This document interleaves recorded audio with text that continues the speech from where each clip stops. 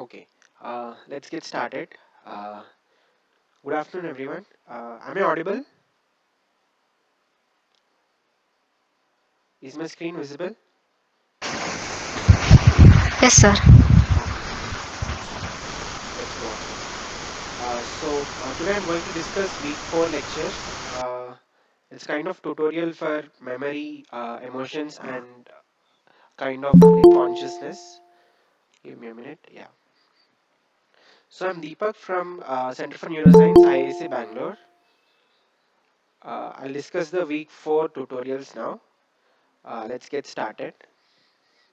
So first, let's discuss some aspects of memory, and then move on to emotions, and then finally to some experiments revealing things about consciousness. So let's start. So first, we know memory has a lot of diversity. Like by memory, it's an umbrella term. We have various it has a great taxonomy uh, in the sense that it has declarative memories or procedural memories or non-declarative memories, and declarative memories are further classified into events and fact-based memories called semantic memories, whereas procedural memories are having different classes. It's more of motor learning, emotional response or conditioning, etc. So this is a taxonomy of the memory. Then let's get uh, started with the some of the early experiments of where the memory is stored in the brain. So there was the first set of experiments were performed by Penfield by stimulating MTL neurons. He could like the subject could hallucinate some of the memories or retrieve some of the memories which are stored, and then like based on the stimulation, then Lashley wanted to check if there is any locus for memory in the brain from the like further from the Penfield's experiment, and Lashley saw that like memory is more of a distributed pattern rather than a localized area for memory, and the experiments saw that like increasing the percentage of lesions in the cortex, the amount of errors increase exponentially. Uh, so it is more of a distributed processing. So they came up with two principles. One is equipotentiality and mass action. What we meant by equipotentiality is that like all the cortical areas have equal potential uh, for learning and mass action, and therefore like one system can substitute for other for storing different memories. And mass action is the more amount of cortex is involved in certain process, um, more accurate is the processing, something like that. And then a Lashley student took over this work and came up with a hologram analogy. The main thing that hologram could do is like even if some part is missing, the whole image can be reconstructed. So that is based on inference patterns. So inference patterns has a distributed storage of the same information, and therefore even if it is missing, you can still reconstruct using a hologram. And similarly, the memories, because of this distributed nature of memories, uh, even if the memories are more robust in the sense it is like the same part is stored, the same whole part is stored by different sub parts of the brain, and therefore even if you lose one part, there are other parts to support for that. And he came up with holonomic brain theory based on this analogy, but uh, that is more complex. Like you have to transform the actual representations to something else and then do. And in fact, there are more simpler models, as told in the lectures. Most probably, like you can use the distributed weights of the network. So a memory can be represented by weights in a network. Like you have certain nodes, and weights between nodes can store the patterns. And this kind of like one kind of network is like Hopfield network, which can be used to simulate the memory of human memory. So let's see, like before going further into how the patterns are stored or the neuroanatomy, let's get some idea about how the Hopfield neural networks work. So for now, just as yeah, a simple recurrent network. Let's consider a simple a simple neuron where it is connected to itself with a weight lambda, and this is a V is output, and there is an input coming, and which is represented by H here. So the dynamics of this single auto-apps in the sense the same connecting to the same neuron, is represented by some equation like this, where this represents some internal dynamics. This first order differential equations represent some internal dynamics. There is an input, and the same output is again connected to using a weight connected recurrently to the same neuron. And when you simplify this, you get some equation like this. And the solution for this equation uh, could have different regimes. So it depends on the value of lambda, the weight, the connection of this weight. Depending on the connection of this weight, sorry, yeah. Depending on this weight, the response of the neuron can be characterized, and there are three possible regimes coming into play depending on this weight lambda. So first is when lambda is less than 1. So when you can clearly see that when lambda is less than 1, it this part, this flower bracket part actually goes to negative, and the solution would be like a decay solution depending on input. If input is high, it charges and saturates, and once there is no input, it just decays exponentially. And when lambda is equal to 1, it's a like it acts like an integrator where you give a pulse, it just integrates, and then persistent activity is maintained there. And other one is when lambda is greater than 1. So that represents an exponential growth of output. Given a small input, it just like it just keeps growing. It just keeps growing. So how this could be leading to memory is, even though input is 0, either of the cases, either in this case or in this case, there is still persistent activity, and therefore memory, like, it has a capability of storage. So is this clear? The single recurrent neural network neuron here.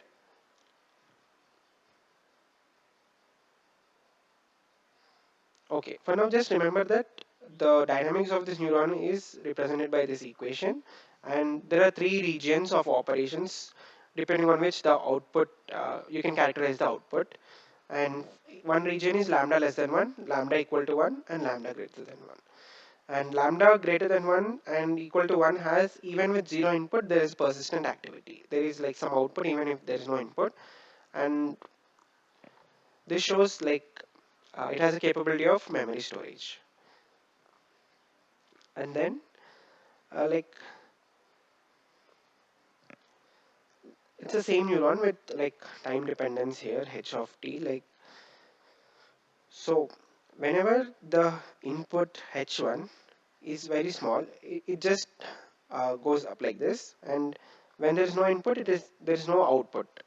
And similarly, when you give a negative input, there is no activity, and when you give this, there is just like, depending on the output function, there is a small output. But if like this, we are considering a linear neuron. What if we put a non-linearity here? So there is some function like tau n dv by dt is some function of, like, again the input here.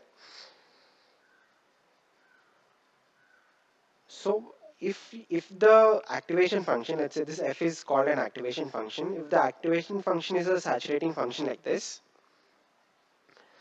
what happens is you give an input, it just goes and saturates there and settles there. Like once it reaches the threshold there, it just like persistent activity is maintained, and similarly when you give a negative wave. So this shows like you can have two stable states given a small input, and if neuron has something like this, it can have two stable state depending on the input.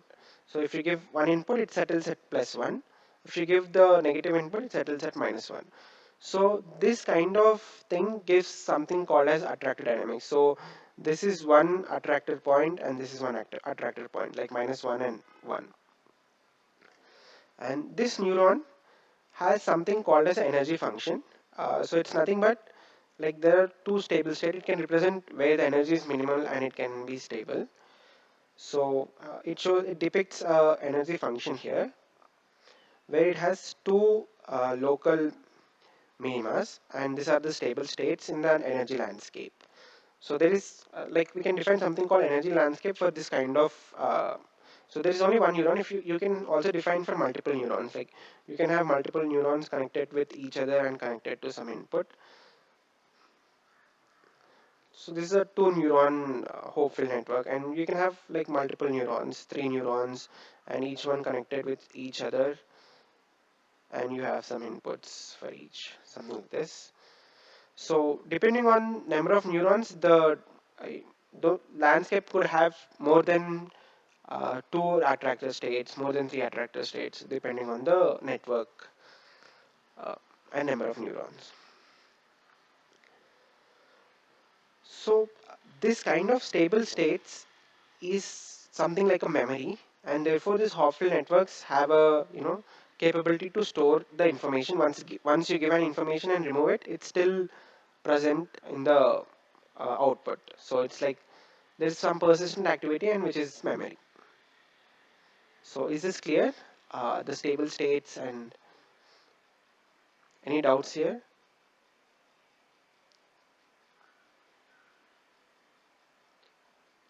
Okay. So we just took an example of single neuron. Now if a system has multiple neurons, what happens is there are many number of input recurrent connections, and therefore you can represent by a matrix M here. And similarly, you can have those three regions depending on, like since it's a matrix, you can't use a matrix for characterizing the output. You have to use eigenvalues of a matrix M to characterize the attractor states and where are the basins. So this is something like attractor basins. So if you have a ball here and you just perturb it, it just moves away and comes to the stable state. So this is like an attractor basin uh, where it attracts the system to a stable state. And if you have multiple neurons, you use a matrix, and simply like this is a continuous case. So if you use a discrete case, like you represent time in steps and t plus 1 t plus 2 something like that, you can get a simple equation like this. And then activation function could be something like this. It is having like it's like a sine function. And for this same network, you can define an energy function. How do you define an energy function is, it is just the connection, like you can see here H, this is the energy function. So what essentially the energy function represents is, you have a input pattern V bar, and you have another vector. You're just seeing the pattern similarity between V bar and K bar. So that is like you're matching the pattern. So it is like you have stored something and you're seeing something, and it just matches and it just retrieves the memory, something like that. And that energy function represents something of that sort. And using this thing with any arbitrary vector v, you can get an energy landscape, something like this, but for a multi-neuron model. And those stable states are where some different patterns are stored, and M represents the weights of the network. So whatever are the patterns, those are stored in this matrix M, those weights M.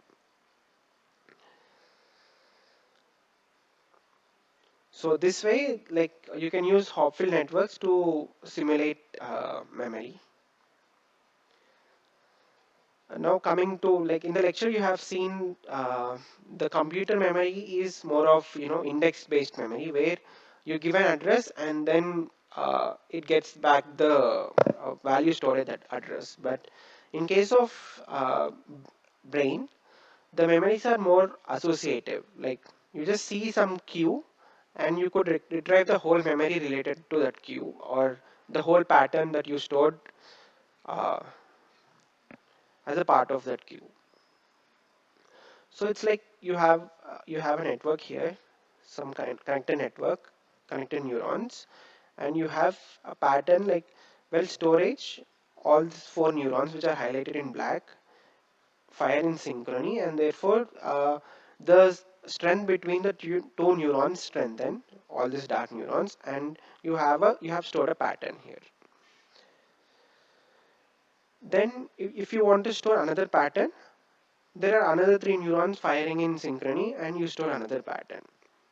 This way you store the pattern, and you get this two patterns stored in your memory. Now, uh, so okay, so you, Sir, yeah, hello.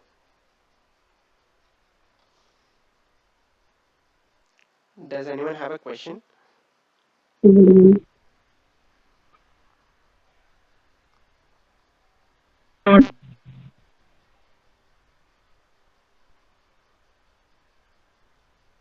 Hello. Yes, Kirtana.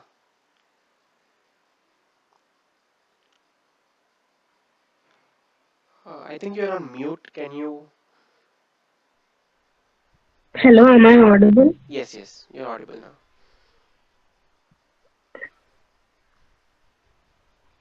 Sir, if the four neurons are firing synchronously, what like how is the first neuron getting connected to the third one? How does that establish? Uh, what's the third one here? Like all these four are firing synchronously. So, like there is some, biomolecular mechanisms coming into play, and due to this synchrony, the neurons that fire together wire together, some kind of phenomenon that happens in the neurons. And when they're firing synchronously, the strength between these two neurons, these two nodes which represent neurons, get strengthened. Like that, similarly, like if you have four neurons, all the four neurons are firing, and therefore the synapses between this, all these four get strengthened, and they store a pattern. Does that address your? Each neuron, like each node is getting connected to the rest three nodes that are firing simultaneously. Is that the thing that is happening? Yes, yes. Like every synapse, every possible synapse between these synchronously firing neurons gets connected. Like the strength between those two connections are high. Okay, sir. Yeah. So once you store a pattern, you give a queue. Like this is a pattern stored. Let's say in the figure A, you have two patterns. This network stored two patterns, the triangular and trapezoid pattern. And you give an input where it activates only the two neurons. And since these two neurons belong to one of the pattern, the whole pattern gets activated.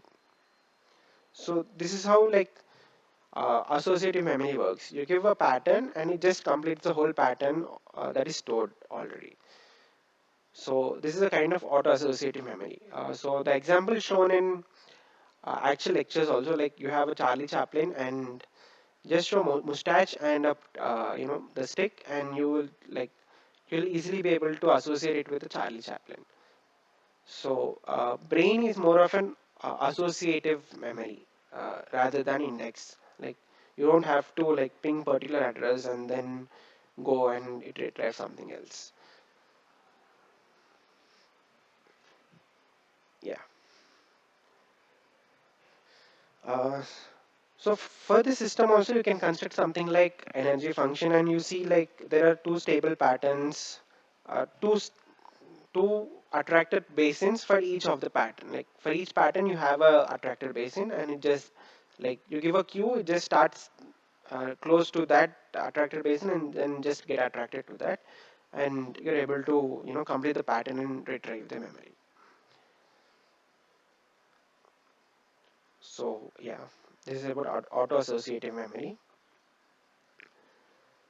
So this kind of auto-associative memory in hopeful networks, they also saw a similar kind of mechanisms in the memory region called hippocampus, which helps in storage of memories and uh, yeah.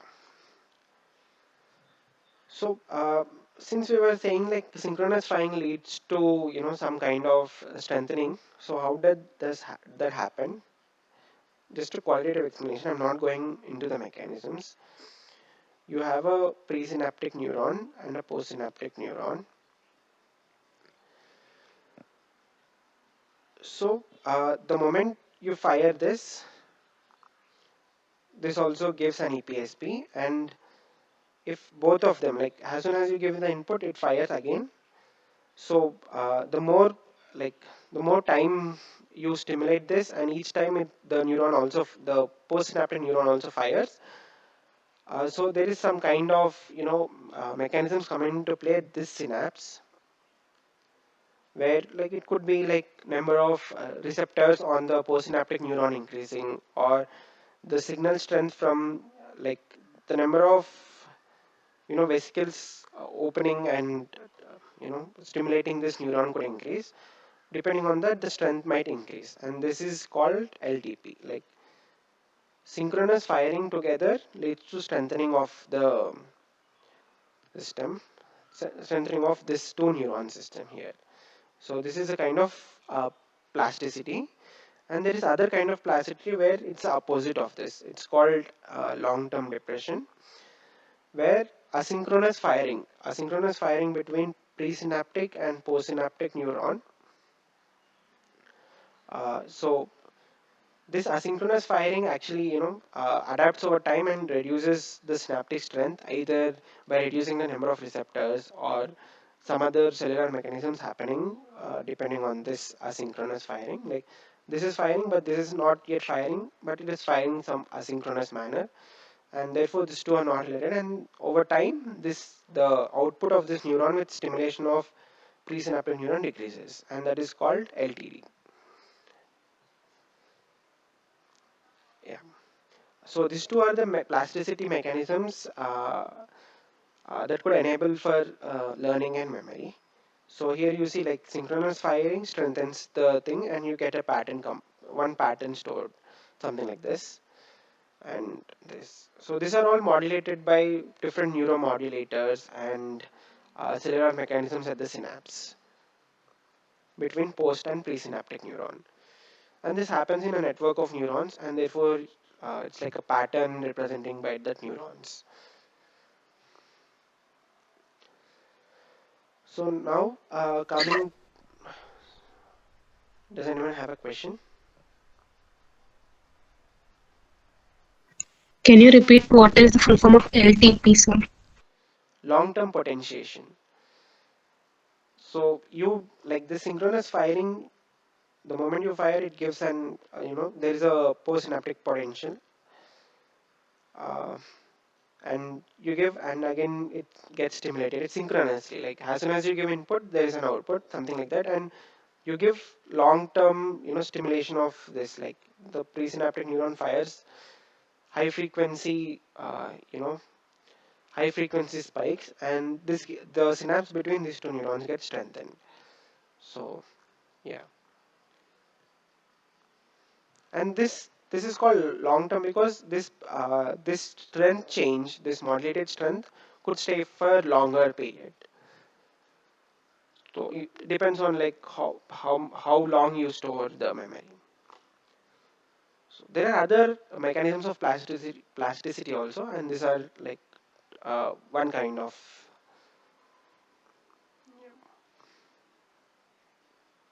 Is it clear? Okay. Yes, sir. Okay, now coming to a region is which is used for storage of memories. And so this is nothing but a hippocampus from a mice brain here. This figure shows that. This figure shows different regions. You have CA1, CA3, DG. I'll come to them. Um, so what happens is hippocampus gets number of inputs from different cortical regions. So sensory like you have connections from uh, this sensory cortex representing different parameters of a input, or like for example some visual input has different parameters or different features. This all gets combined into the this association cortex, and association cortex is connected to hippocampus, and this hippocampus stores all the related patterns for particular object. So all the features are getting associated and then getting stored in the memory, something like that. And therefore you have inputs from the sensory cortices and cortex, basically, like which receive inputs from sensory areas, then cortex, and cortex is again connected to this subcortical area called hippocampus. And in hippocampus itself there are like entorhinal cortex here, and this is like a gateway to the hippocampus. And uh, this like sends the signal to further processing in the hippocampus, like which is having like dentate gyrus, CA3, CA1 region, and subiculum, and then back into the cortex. So this makes sense of it and stores back into the cortex. And next time whenever like whenever you want to retrieve something, there is a pattern in the cortex, like being given has an input from the internal cortex, and you have an input from actual sensory world, and there is some kind of pattern matching happening, and then you can retrieve the whole memory, something like pattern storage and pattern completion. And this CA3 CA1 region helps in like these things. And so CA3 especially like it was found to do something like a Hopfield network mechanism, uh, like pattern storage and pattern completion. We can see that. So from entorhinal cortex, you have like direct pathways with like these are perforant pathways. All these pathways are called perforant, and then connects to dentate gyrus. And there's another pathway. These are like mossy fibers, and then you have some recurrent connections within CA3. These are called Schaffer collaterals, and this goes to other regions, pharynx and CA1. So this forms a kind of network, and um, depending on like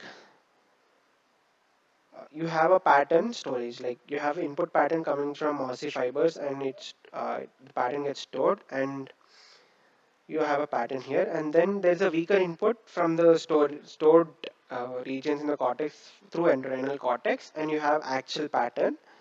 So actual pattern is this cues, like this dark ones, and uh, these two belongs to this particular pattern, this trapezoid pattern, and therefore it just activates that memory. So it's like it's similar to associative memory. So yeah, this way the storage and retrieval occurs, and this is modulated by acetylcholine neuromodulator, which is discussed in the lectures. Uh, any specific doubts here?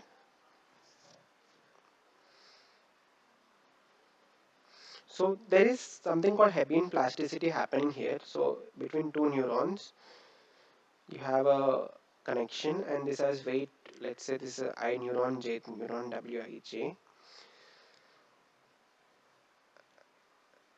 And so you have this weaker input Si, and there is actual input here. And to get this like pattern stored, the weight is nothing but the weight is given as a product of these two. So this is just a single Si into Sj. So this is like a dot product. So if the two patterns match, there is high. This helps in retrieval also. Like once the weights are stable, you have a pattern, and whenever weak input comes and you already have a stored pattern, it just matches it, and the firing would be very high.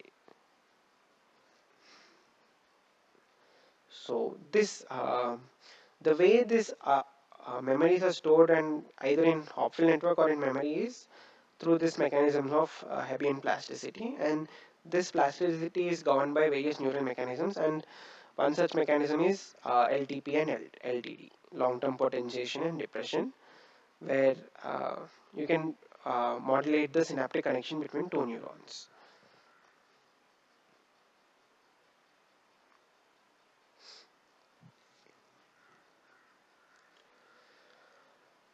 So are there any particular doubts in this memory part, either from the lectures or whatever I have told right now?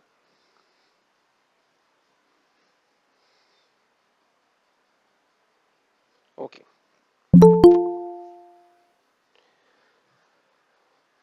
Okay, let's move further uh, into the next part, that is emotion part. So there are various aspects of emotion, and the two aspects that characterize a particular emotion is the way you express it and the way you experience it. So expression is shown in behavioral, like facial expressions or something like that, and also physiological. Like you have some physiological responses, like when you are afraid or when you get fright and fright response, then heart rate increase, you start sweating. Those are physiological responses. So the expression part is shown by behavior or facial expressions and physiological, and other one is experience, like how do you feel about certain emotions. So it's more of a subjective feeling, and that is experience. So there are various theories of emotions, and I'll discuss some of them which are discussed in the lectures also. uh, so James Lange theory of emotion says that this is slightly counterintuitive. It says that because of physiological response, you get the subjective feeling of you're scared, not the other way. Like, yeah.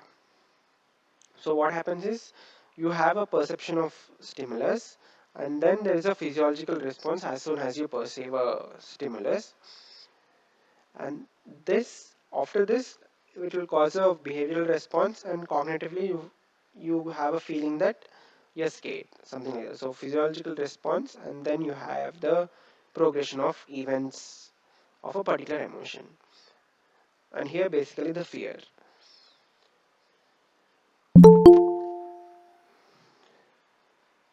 And then Cannon Bard saw that like the James Lange theory lacks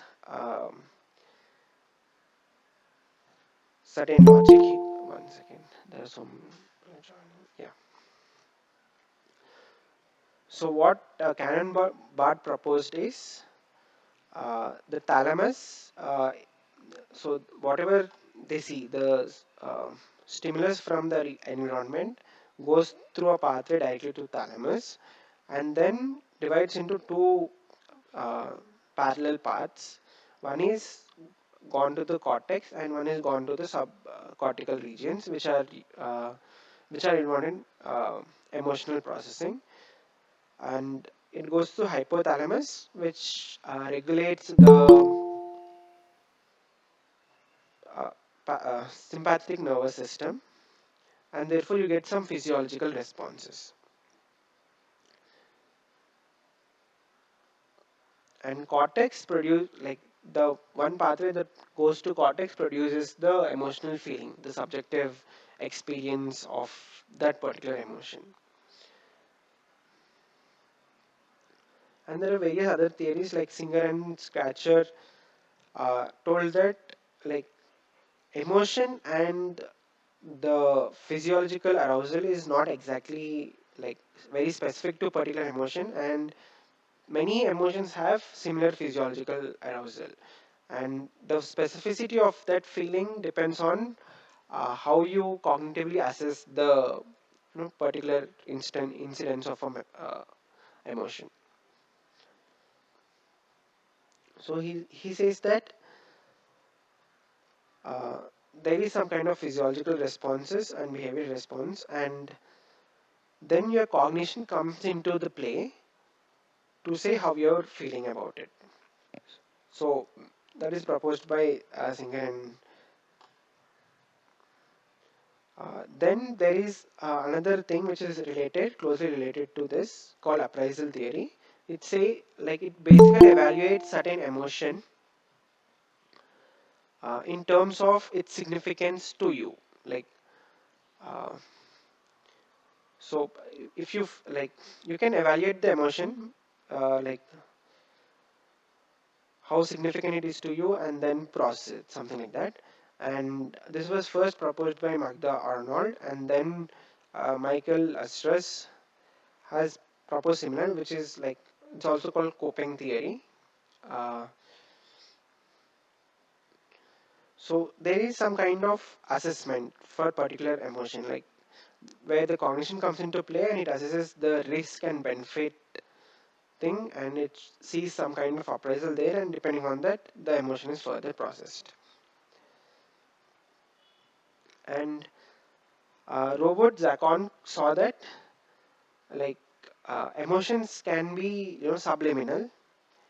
Uh, so basically, like if you're exposed to a particular stimulus and even if it is not registered cognitively, like you're not exactly aware of that, but still like it could affect your emotions and the way you select things.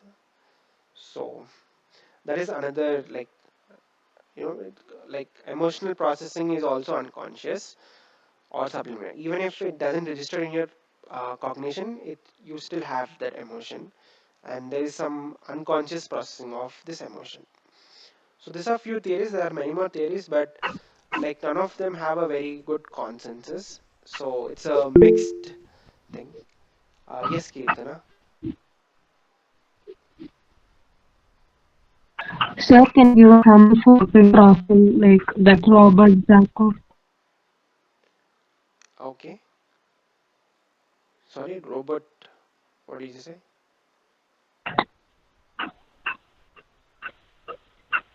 Or the one you told at the last, sir, like subliminal perceptions. Yes, yes.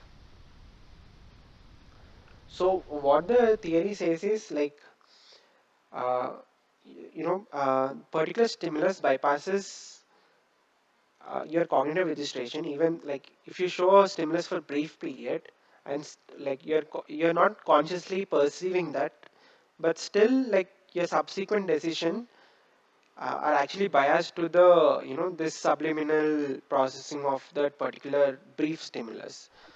So this is more to say that emotions have like some unconscious processing also. Like even though you don't perceive the stimulus exactly, but still like there is some pathway which just bypass directly from the visual cortex. It goes at and affects your emotions. This means there is no cognitive evaluation to some extent, right? Yes, yes. Cognitive evaluation means we it analyzes logically what is happening and then gives us an in output. Yeah, I mean, these are all various theories saying different aspects of emotions, but like there is no consensus that particular theory is actually explaining the emotions. So yeah, yeah, correct. What you said is right. Like Emotion processing could also like just bypass the cognitive registration and it just causes the experience of that. That is shown by Robert Sir, Lee. unconsciousness, what does like where does it undergo? Like it's Yeah, that's a that's a difficult question, not yet known to anyone. So yeah, we'll just keep that aside. Like even saying something as a consciousness is a big claim, but yeah, for now just put it aside. So I'm also not okay. sure about that, like how it happens. Yeah, yeah. These are certain Okay. theories that are also discussed in the lectures. I just went through it, and they also saw that like if the cortical areas are removed and the subcortical areas are still intact, there is you know still emotional processing happen, and you can still get the experience of that. And this was like performed in cat's brain, where even after removing the cortical areas, the cat was still able to show all the emotional responses depending on what it experiences. Whereas if the subcortical is removed, there is no processing of like any more processing of emotion or all the feels that the cat feels. So like cortex is involved in emotions, like you have some cognitive control on your emotions or which actions to select and all, but still it's not necessary like to experience the emotion. What is necessary is the subcortical region, especially this hypothalamus and amygdala, these areas, these regions. So the main components of this emotional processing is also called limbic system, where it processes like common emotions such as fear, reward processing, etc. And you see different regions of the brain involved in this, and these are called limbic system. So amygdala, where you can see this small bean-shaped uh, tissue here, and you have hypothalamus, which is also kind of regulating the body and also processing the emotions. Then you have some regions in the prefrontal cortex processing the emotions also, and this is like these are like hippocampus, thalamus. Hippocampus is also involved in memory and all, as we just discussed.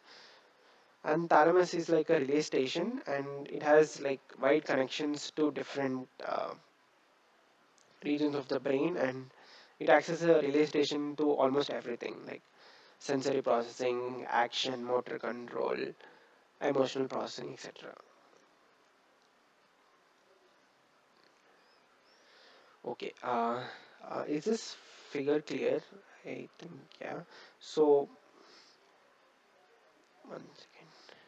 So this one shows the amygdala, the small bean-shaped organ that you see here. So okay. So you see there are wide connections for amygdala. So you have different complexes in the amygdala itself. This is called basolateral complex. This is called centromedial complex, etc. And you see like different parts receive inputs from different regions. Like it receives from memory storage areas like hippocampus and entorhinal cortex. It gets inputs from the sensor inputs that are relayed by the thalamus, and it gets various regions where hormones are being processed and sensory brainstem like pain signals, etc. And you have some decision signals going to this amygdala also. Similarly, the amygdala also has outward projections. These are all inputs and these are all outputs, and where it almost controls uh, different regions involved in different types of processing. And this all processing involves the two main aspects of emotion that we just discussed, like how you experience it and how you express it. And amygdala, like the lesion studies in amygdala shown that like it helps in fear conditioning, fear learning, and expression of fear. Like many lesion studies and even few fMRI studies show that like amygdala gets activated whenever you perceive some fearful stimulus or uh, something like that. And so coming to fear conditioning, in which where amygdala is involved. So in fear conditioning, what happens is you actually have a stimulus in the environment, and once you train the animal simultaneously, like as soon as the like light bulb turns on and you give a food shock, light bulb turns on, you give a food shock. So you pair these two, you try to pair these two stimulus. It's like the Pavlov experiments in, where the ringing of the bell could initiate the, animal. It's a similar thing where a light could initiate the, light and food shock are being paired, and after that, after training, after sufficient training, after the animal learns this thing, it is fear conditioned, and therefore once you turn on the bulb, it just anticipates the food shock and just jumps. So it is kind of associating the stimulus with the this thing, and this is a kind of fear response. So you can condition in different ways, like whatever there is fear for. So yeah, amygdala is one of the main region is involved in this fear conditioning, and another region involved in fear conditioning is hippocampus. So they see that like hippocampus is uh, more uh, it can represent the context, like not just the cue, not just the stimulus cue, but also the environmental context. So hippocampus could do fear conditioning based on the context. So there are some lesion studies that show this effect. Like if the hippocampus is lesioned, there is no fear conditioning due to the context, and only the cue affects it. So hippocampus, uh, amygdala, and you see this various connections to hypothalamus, which gives various physiological responses. All this are the main regions for emotional, evaluation and processing. Now coming to reward processing, like since as we discussed in last class, where uh, we discussed some model of action selection, and this basal ganglia is used in reward processing, where it has dopamine nuclei, dopamine rich nuclei called substantia nigra, and dopamine is a kind of uh, you know reward signal. Yeah, and there are, like, you can see various pathways of dopamine here in this figure. Like you have substantia nigra and striatal pathway, mesolimbic pathway, and mesocortical pathway. And this signals dopamine to different regions of the brain, and you can experience the reward. And this also is used in selecting some action. Like you have a pathway from stimulus to sensory cortex, and then like your motor cortex will process this to give some action. But at the same time, the output of the sensory cortex actually goes to a basal goes to this basal ganglia to process like reward signals and to perform particular action. Like if you have a set of actions to be performed, then this has some connections from dopamine neurons, like this substantia nigra, and this dopamine signal gives a feedback to the motor cortex whether to select a given action or suppress a given action. So it's like whether you have to go forward to do the action or a no go to perform an action.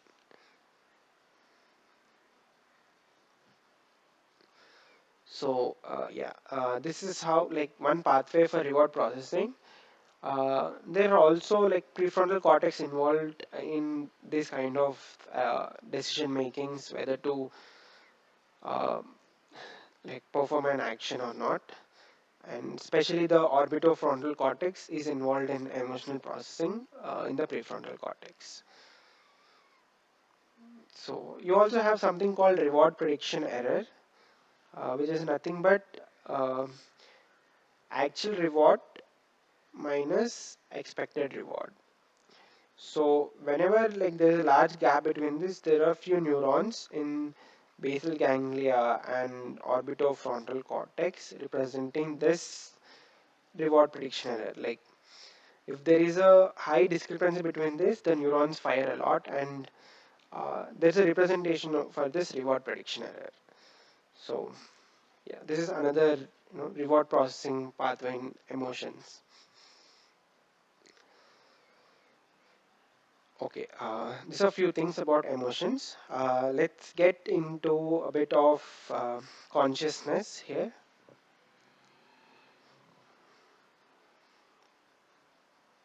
So, any specific doubts in the emotional part of the lectures, either from this tutorial or from the lectures?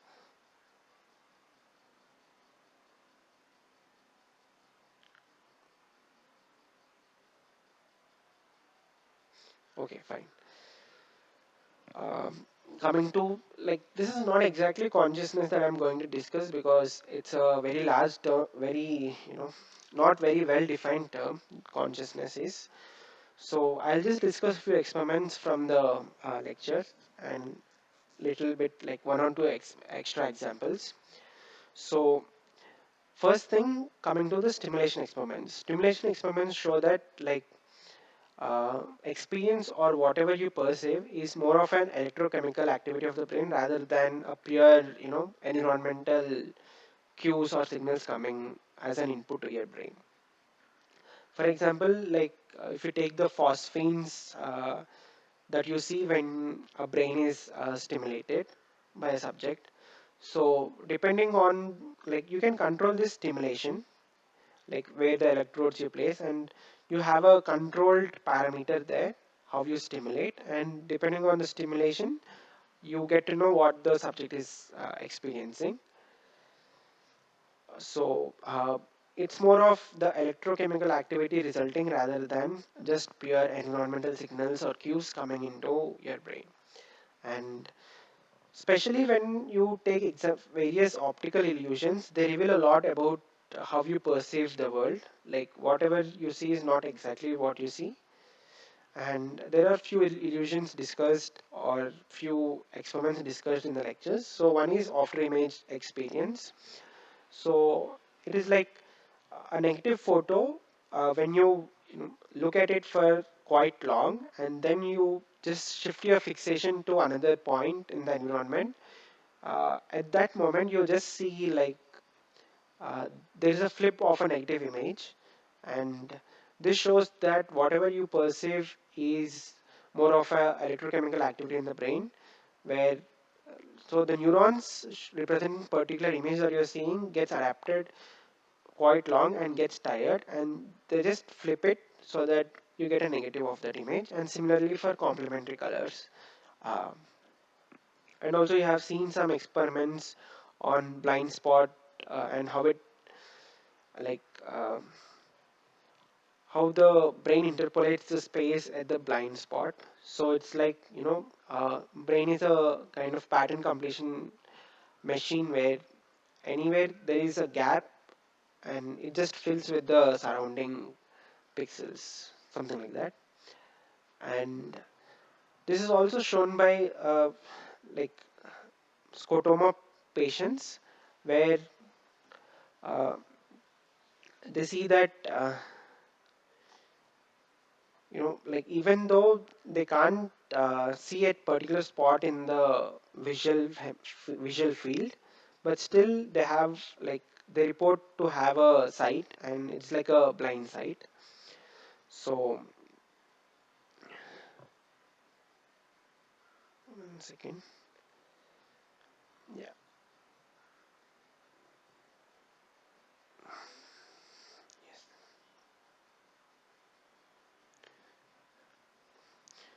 So I'll show a demonstration here. Yeah. Can you all see this demonstration? I'm trying to show the another kind of optical illusion that reveals about your consciousness. So what happens is if you focus on this motion, uh, this picture, the concentric circles picture here, and you focus for long enough, like try to focus for long enough, and just when a static image appears after this, you see the image also moves. Does anyone perceive this? Like, I think I can increase the number of cycles so that it will be even more. Like, you see the direction of motion just gets opposite of what you perceived in the last, and the image either zooms out. You can see that. So this is another kind of thing. Like, your hello. So your neurons get adapted to one kind of motion here, and as soon as you switch it off and or switch your direction to other image, you see this. This is also called waterfall illusion, where you see you focusly see at the waterfall moving, and suddenly you see at the rocks beside the waterfall, you see the movement in opposite direction. So it's like your neurons are representing this kind of motion gets adapted so much and gets tired and just opposite like just relaxes, something like that. It's like a flipped version of positive negative perception. So this is the waterfall illusion. So similarly, you can go to this link and see exactly like how it happens in the waterfall. Like there is a waterfall, and when you stop the waterfall, it is like a frozen waterfall, and you see the it is going upward. The water, it's not falling down, it's going upward. So this is a waterfall illusion.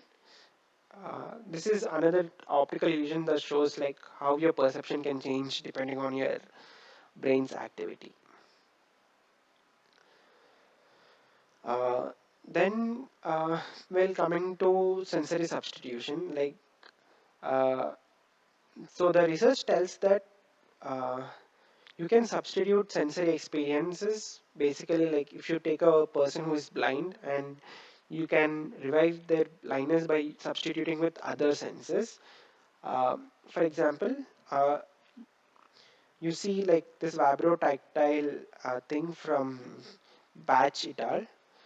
So, so the visual input on the screen is actually converted to some sensory vibrotactile sensors representation, and depending on those vibrations, the pattern of vibrations, the subject can actually see the world, something like that. We exactly don't know how the subject feels, like is it like a normal vision or not, but still like the subject is able to perceive the like how you generally see in the vision. And Sir, like the thing that happens in bat is the same thing that could happen here. correct, exactly. So in bat, it is like the dominant sensation is the echolocation. So depending on the echoes that it receives, it has particular sensory representation and it can, sense the world. But we can't particularly comment anything about how they experience it. But so like they're able to navigate the space, something like that. And so, but this kind of sensory substitution requires some kind of training. Like it requires few hours to few weeks of training, so that the maps are properly formed, and then you can make a sense of the world. So this involves even learning, and where it has been shown that the actual areas are substituted with like the regions cover up this visual cortical space, and some sort of this thing happens, and there is representation of vision with other type of senses here. And they also see a uh, the same batch, it all showed that they have a tongue display unit, so they're able to see the world based on the stimulation of tongue, like the somatosensory perception on the tongue. You can identify the letters which are shown on the screen. So this is another type of sensory substitution. You can see a very good TED talk on this sensory substitution from David Eagleman, and this is like this picture was borrowed from his website, and you have like voice being encoded in vibrotactile sensors here, and a deaf person uh, can still perceive what other person is saying through this vibrotactile sensory substitution. uh, this sensory substitution shows that like uh, again what you experience or what you perceive is more of your brain activity. And then we'll come to feature binding. What happens in this is like you have a particular object, let's say a cup. You have a particular object which has various properties, like you have the texture of the material, color of the cup, and the location of the handle, etc. So all these are processed by different sub regions of your brain, and then they're being uh, associated, and then you have a percept of the whole object as a whole. So how could this happen is like the neuron representing the textures, the neuron that represents textures and color. Like let's take two features for example. These two neurons fire in synchrony with each other, and this synchrony helps in like you can see on the same time scales here. Like this synchronous firing results in binding of these features. Like this is one of the possible mechanisms for feature binding. Like in order to perceive object as a whole, you have to have some mechanism that binds each individual feature, and your brain then processes it and perceives object as a whole. So this mechanism is called feature binding through synchronous firing. So how like even this synchrony, like synchrony across regions, like you might have two different regions uh, getting activated for a particular object. Then how does the whole representation occur? So there are various oscillations which are ongoing on the brain apart from the action potentials. So when you record from an electrode, apart from spikes, you also see a low frequency oscillations. The spikes are more of an impulse kind of thing, and you see slower oscillations, which are like there are various bands of oscillations here. And what happens is these oscillations could bind, like the ongoing oscillations in the brain. Like you see a gamma oscillation here, and you see a gamma oscillation in this region. If they both are synchronous, the subthreshold activity of that particular neuron is maintained, and because of this, on particular phase of this gamma oscillations, you see some kind of firing happen. Let's say at peak of this gamma oscillation, you see some firing of the neuron, and the same oscillation is being is like globally present, and the same synchronization of spikes is present here. And this way, like the synchronous firing could happen, and the feature binding results in perception of object as a whole. And you have various kinds of oscillations, and this is still an ongoing field. Like what exactly the brain oscillations, the meaning of brain oscillations is still an ongoing field, and there is a heavy literature on this neural oscillations. How the coding of object, how does it help in coding of object? How does it help in communication between two areas of the brain or two regions of the brain, something like that, or within the same region of the brain?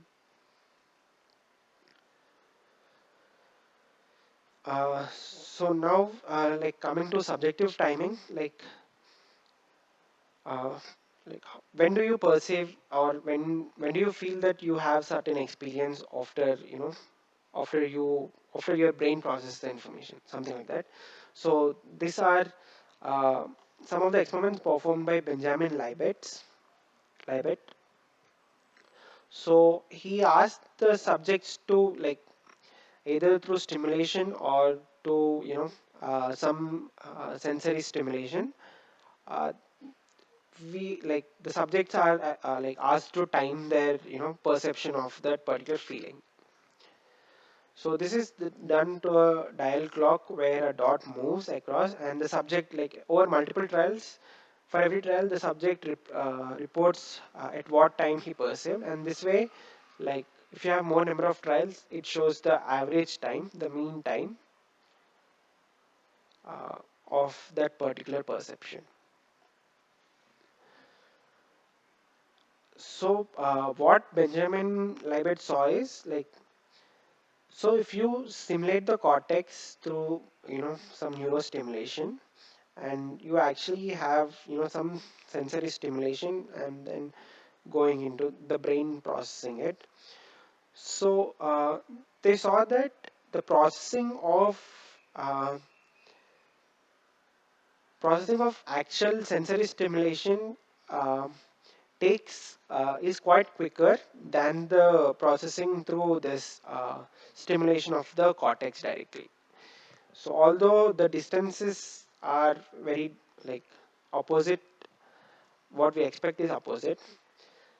So then he came up with like what what could lead to this thing. So he told that there is some kind of delay correction for common sensory pathways, and where since you know the delay time, like your brain knows what's the delay time from the sensory regions, it just corrects for that time. It just goes backward in time, and therefore you perceive quicker compared to like irrespective of the distance discrepancy here. So uh, like your brain actually optimizes for various things, and the way the activity is there, the like the perception also changes, the perceptual experience changes according to this. Then now coming to willingness, or like how the movement is initiated.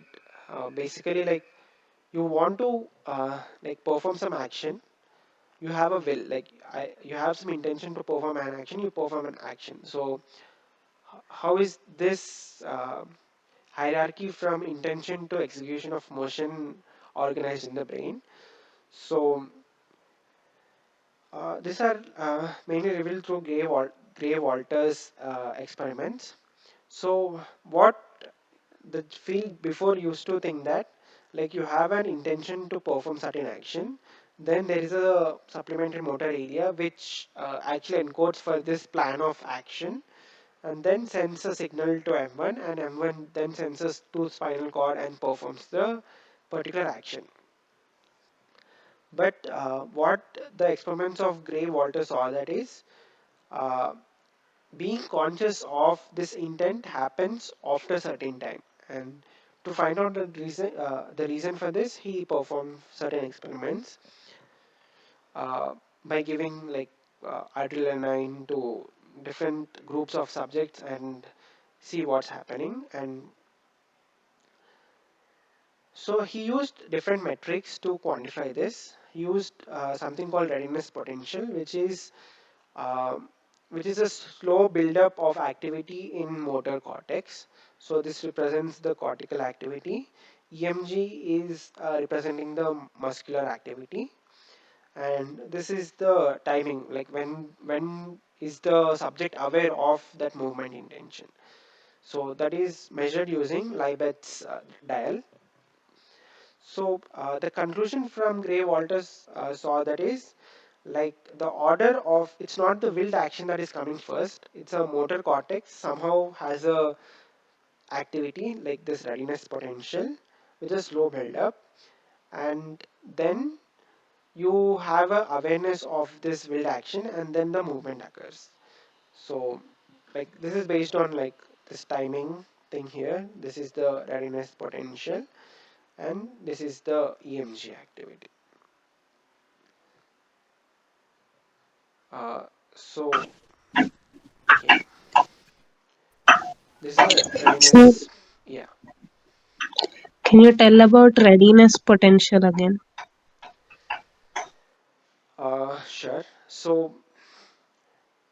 potential is something like a slow buildup of activity in the motor cortex. So it's not exactly the activity that is causing the movement, but you have some slow buildup of activity, like certain neurons in the SMA. There's a slow buildup of activity, yet the threshold is not reached where the action is performed and the subject is aware, consciously aware of that particular activity, of this cortical activity. So once it reaches a threshold, it then passes, like, then spikes, and this one communicates with M1, and therefore this motor cortical activity is coming first. Once it reaches certain, adequate threshold, then the subject is able to, be aware of that particular intention to move, and then, like, the further processing happens where a movement is executed. So that is what Gray Walter saw. It's not exactly, some will being generated by you.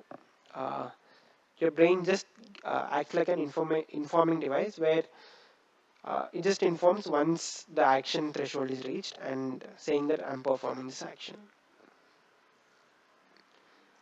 Like, this is one of the theory. Like, uh, there are various new recent experiments showing, like, so contradicting these things also. So that we have to see, but for this lecture, it is, yeah. Is it clear the readiness potential? Like, even though there is, Yes, sir. yeah, the cortical activity is building up, but still you're not aware of it. You are aware of it only once it reaches some, adequate threshold.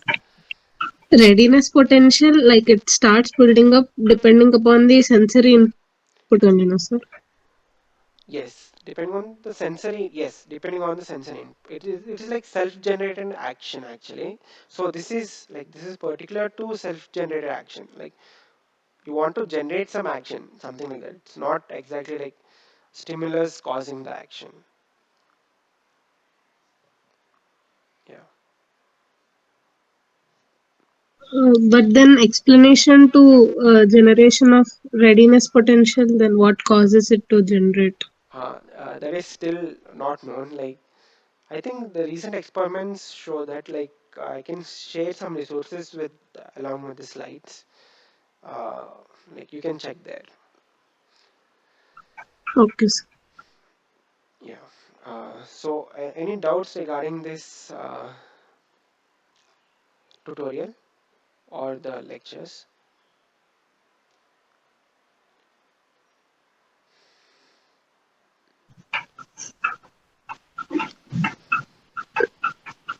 Sir, last lecture we have found in one of the flowchart, we thought that the substantia nigra is getting the information from to the dopamine whether it is released or not, and we thought to discuss it.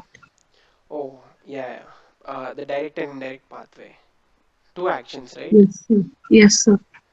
Yeah. Yeah. So, yeah, I'll just go to that maybe. 1 second.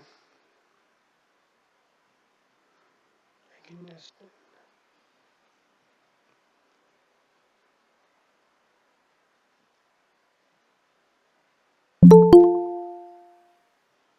Where is this? Okay. Oh,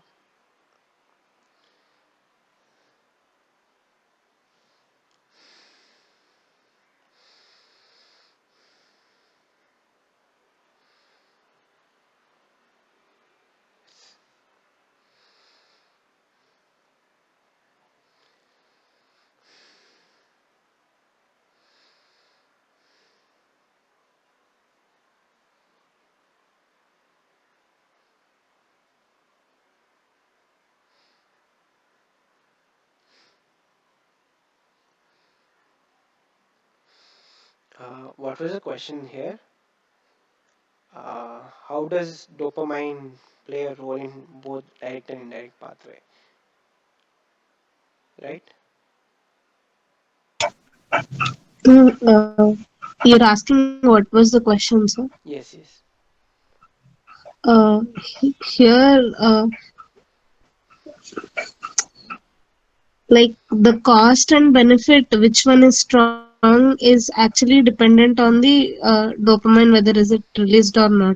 But here, the GPI and SNR are in the Oh, are in the the end of this side.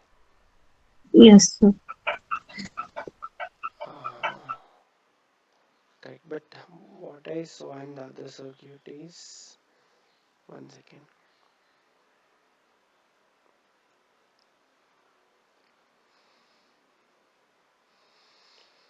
So where is the input from substantia? One second. One second. Oh, it is actually here only. One second.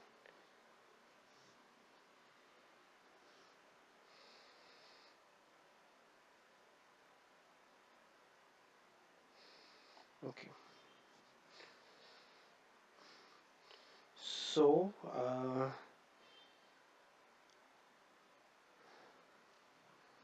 okay, I think substantia nigra is here.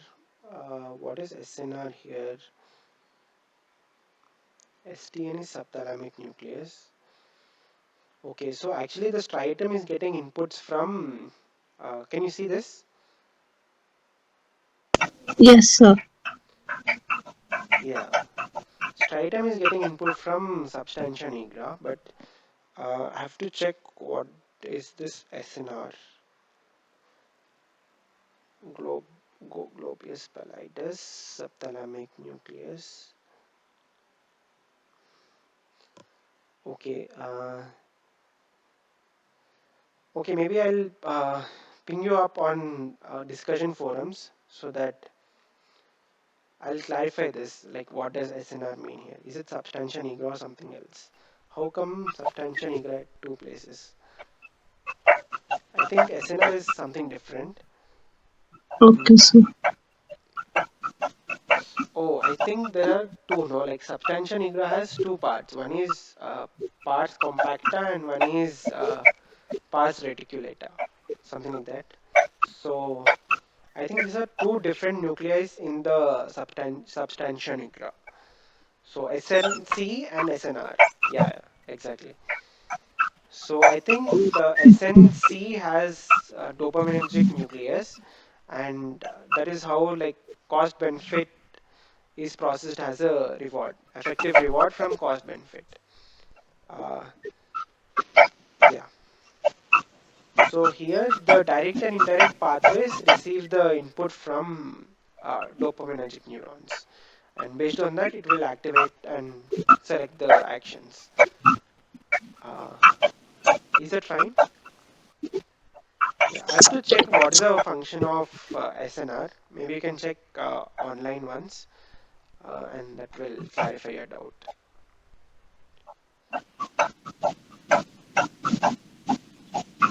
Okay, is it fine?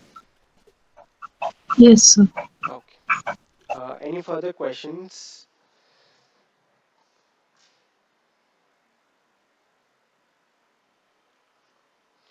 Okay then. Okay, guys, thank you. Uh, I'll end the lecture now. Okay, Kirtana, you have some doubt? Yes, sir. Sir, I didn't understand properly Hopkins model, like the energy surface getting to equilibrium and Acha. yes, this part. Yeah, I will try to explain What to is you. that line that, from which the like This one. there is a line in the graph V versus T, no, sir? The dotted line. What does that signify? From which the either the exponential growth is happening? Is that the point where we are giving input? No, no, no. You can see that that's the point where the input is like becoming zero. Like you stimulated and Okay, stopped. okay, Yeah. okay, sir. Yeah, like even after stopping, there is still persistent activity in these two regions. So that shows like memory storage capability of this. And this is for single neuron system. So this one, like only this represents the internal dynamics of this recurrent connected neuron, but you have input and also again a recurrent connection. So these are internal dynamics of that particular neuron. We like you can think as a membrane potential. Like this is exactly like how the capacitor charges and discharges. So membrane potential is getting charged and discharged, something like that. And this is internal dynamics. To that internal dynamics, you are adding the input and a recurrent connection. That results in this differential equation, and based on the value of this 1 minus lambda, you get different uh, regimes of activity output possible. And these two represents the sustained persistent activity even after the input is gone. So like there is no input, and but still your neurons are able to give some output, or that means it could represent something. So there is still persistent activity. And when you have some nonlinear saturating function like this, once you give a small input, it reaches a threshold and just saturates there. So this is like persistent activity being maintained for lambda greater than 1.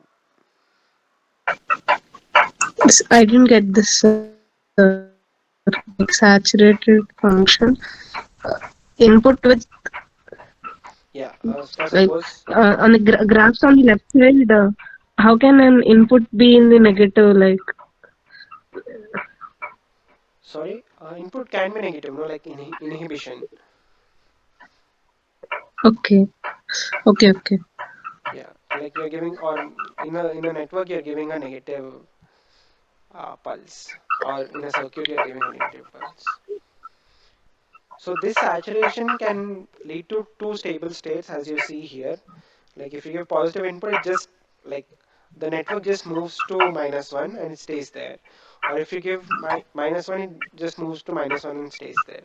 So these are the two -1 and +1 are the two stable states for this particular neuron. And for this particular neuron, you have landscape, attractor landscape, something like this, energy landscape, and you have two attractor points here.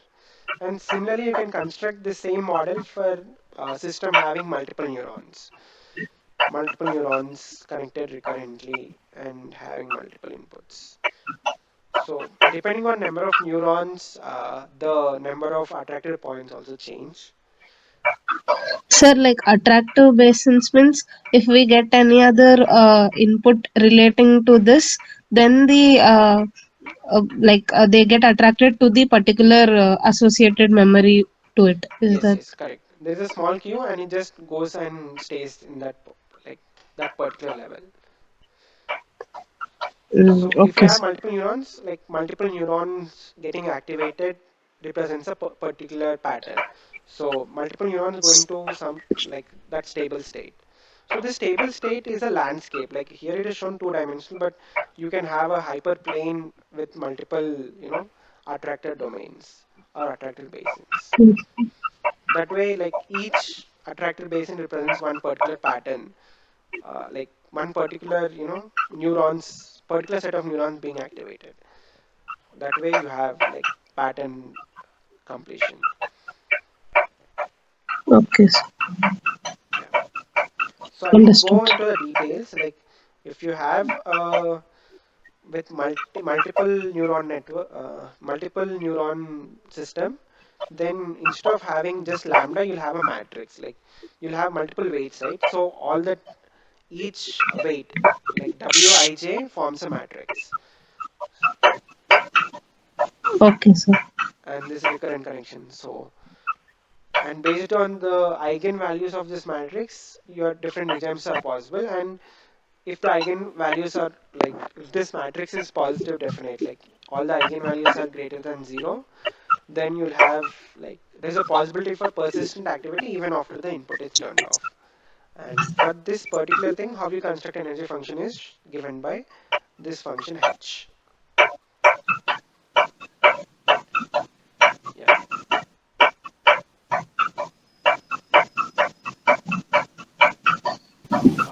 fine. Any more questions? Sir, One more. finally,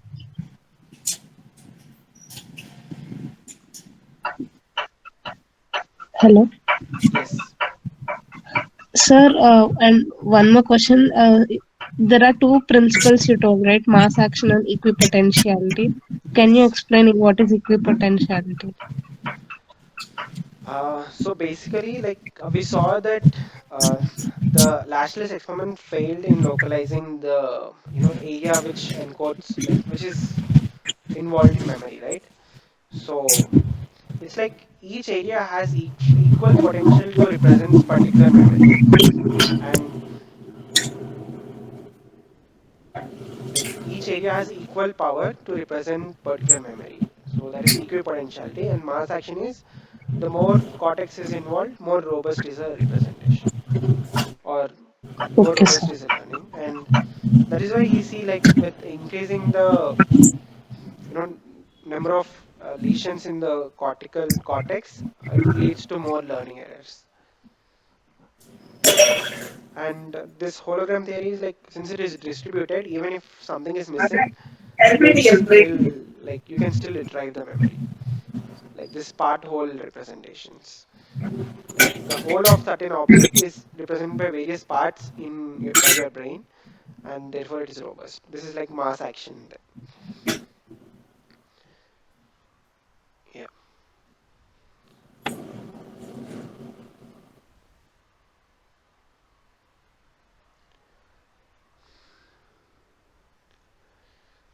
Okay.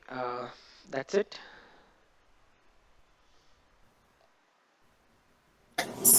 Sir, Yes. a general question, how can you improve, sir, in IQ? I mean, brain activity?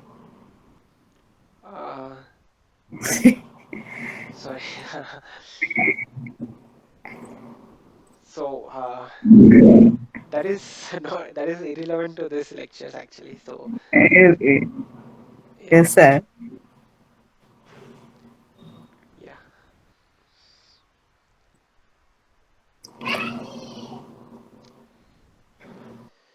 Okay then. Thank you guys for your time. Uh,